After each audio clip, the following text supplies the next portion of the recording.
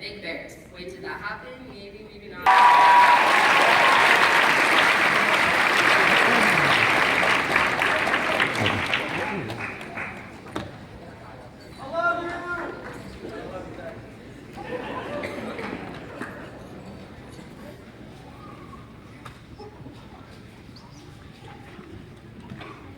I've been nervous twice in my life, and this is one of those moments.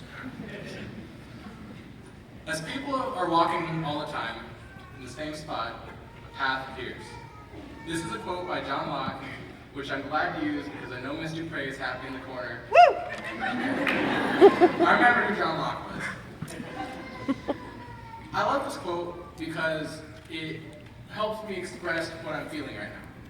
I've gone to Corbett for 8 years of my life. 8, some of which were amazing. I'll go into the non-amazing in a little bit. But through the years, I've met most of you Corbett students through some sort of interaction.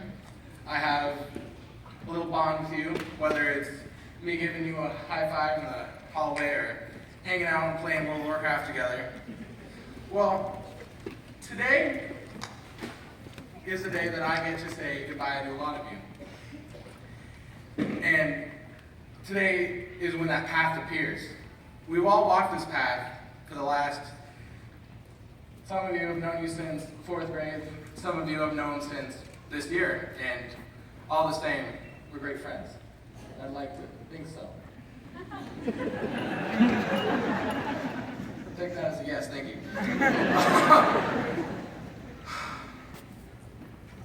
Today we graduate from that thing that we've all said that we can't wait for, that day that we can get away from, that thing that we wake up so early in the morning to deal with, school. Oh my gosh. I don't know if I'm happy to see half you guys gone or happy to be gone, I don't know. It's weird.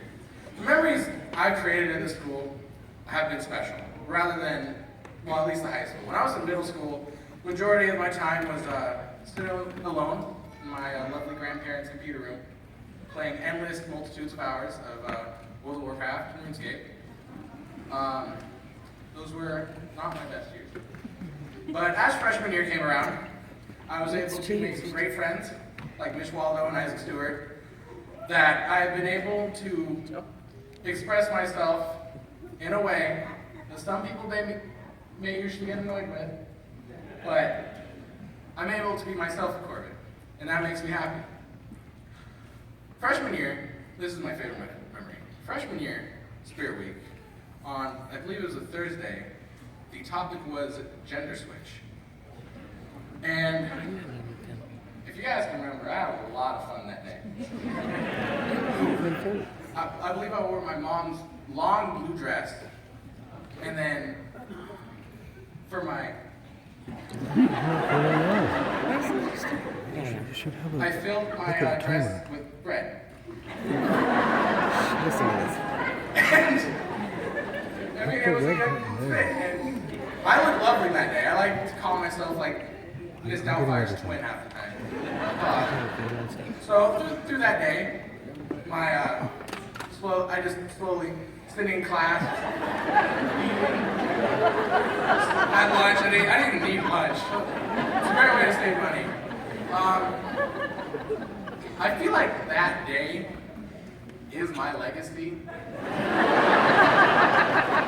I don't know if I should be proud, but I'm very glad to have made those lovely memories. It was a good day. I walked this path with all of these kids. I mean, some of them are kids, some of them are adults now. Alberta and Jacob with their beards. So, as we grow, we will all move on to college. We will experience new things. We'll explore ourselves and our interests that we want to be in this world. We walk the path, but as we walk it, something will catch our eye, and we will stride off the path into our own path or following another's. But there's so much beauty in that. My only grievances about this is, after all these years, I'm finally seeing all of your faces slowly fade away onto those many, many paths that you guys are creating. My glass is made eventually better, but soon enough, I'll lose sight of many of you.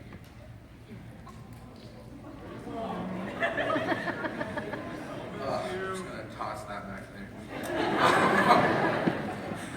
The only thing that honestly sets my heart to rest at the end of the day is knowing that at least most of you are brilliant, intelligent, hardworking individuals who I know and love and trust to lead a successful life. Many hardships will come, but I'm confident that you'll all make it through and will find your happiness somewhere. I honestly can't tell what to feel at like a moment like this. Like I'm wearing my emotions on a sleeve with a little bit of humor mixed in there. Originally, I wasn't actually gonna make this funny at all, but I guess that's how the cookie crumbles.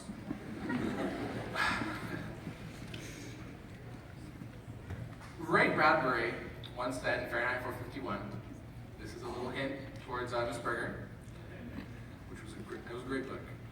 He said, everyone must leave something behind when he dies. A child, or a book, or a painting, or a house, or a wall built, or a pair of shoes made, or a garden planted. Something your hand touched some way so your soul has somewhere to go when you die. And when people look at that tree, or that flower you planted, you're there. It doesn't matter what you do, he said, so long as you change something from the way it was before into something that's like you after you take your hands away. The difference between a man who just cuts the lawn and a real gardener is the touching, he said. The lawn cutter might have just as well not have been there. The gardener will be there a lifetime. Today, we leave something behind. We leave our friends and school that we have so long gone to, but in exchange for a new vision, that new path. We will leave so many beautiful, some not so beautiful, as Brett Bootman, memories in our wake, but so long, Corbett. Live strong.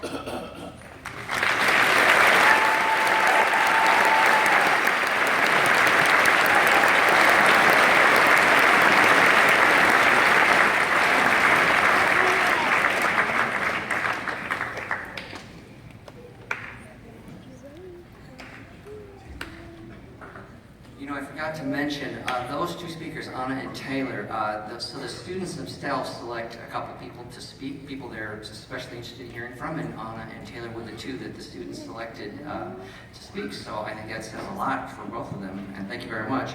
They also select each year a member of the faculty that they would like to hear from, and no surprise to me, this year they have selected Cassie Dupre.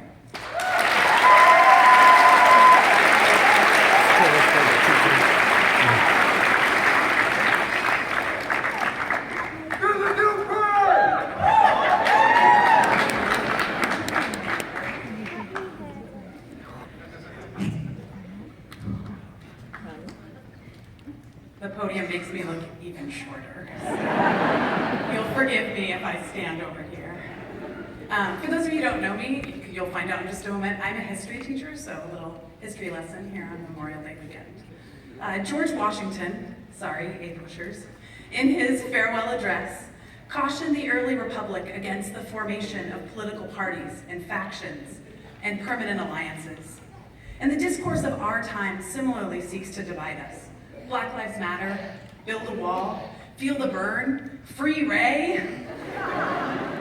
We know, though, that us versus them is not the whole truth of human experience. In the face of these fractious times, we have an opportunity to heed Washington's advice. Moments like this are more important than divisive politics like our recent school bond or the national election. Look at the stage. Look at these graduates. They're so smiling and proud. Maybe a little bit nervous, maybe that's just me. Years of exams and essays and group projects culminating in this moment. You graduates have every right to be proud.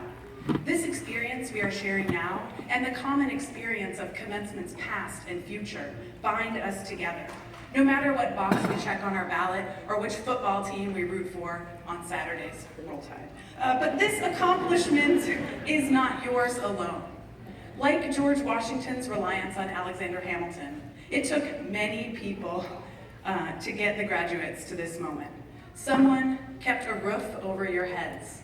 Someone tried to keep food in the refrigerator.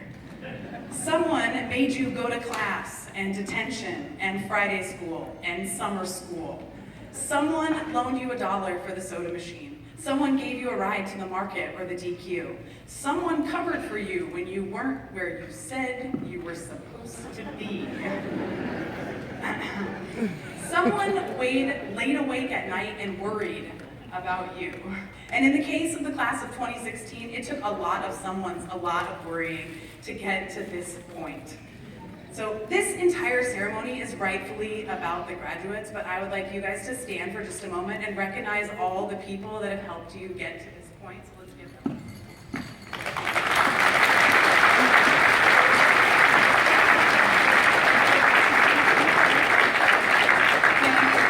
That's the first time they ever did what they were told on the first try. This is a very exciting moment. You are ready to go out into the world. Yes.